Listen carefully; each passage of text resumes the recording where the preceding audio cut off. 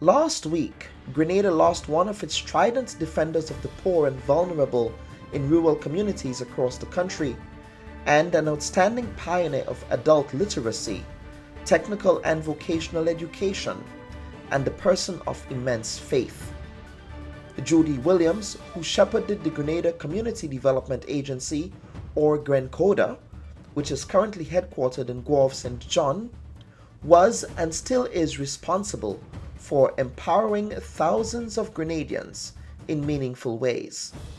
Sister Judy, as she is affectionately called, did not have the privilege of attending secondary school, simply because her parents could not afford to send her to one of the elite high schools in Grenada, the convent at the time, which was also a private boarding school for the privileged few in a colonial Grenada.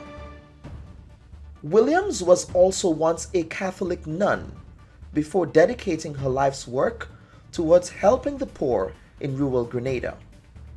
In fact, the Grenada Revolution's signature adult literacy program, the Center for Popular Education, was inspired in part by Judy Williams' work at Pope Paul's Educational Camp in Palmist, St. John.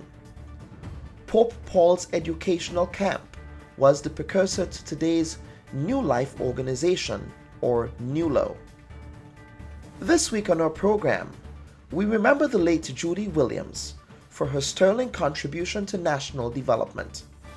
Judy also lost her mom in New York, a few days shy of her own death in Grenada. But I am not somebody to live outside in the international community. I ain't cut for that. I ain't have the metal for it. So where the Lord wants me is within this region.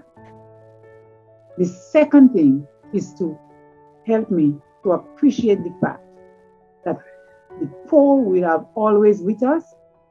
That is not just Grenadian, but it is international, and some of the struggles are quite the same.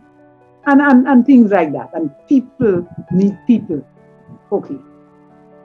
So I can't tell you that I had a vision, but as I went on and it unfolded, and I got into starting with again other persons, this organization called GrenCoda, the Lord unfolded it bit by bit.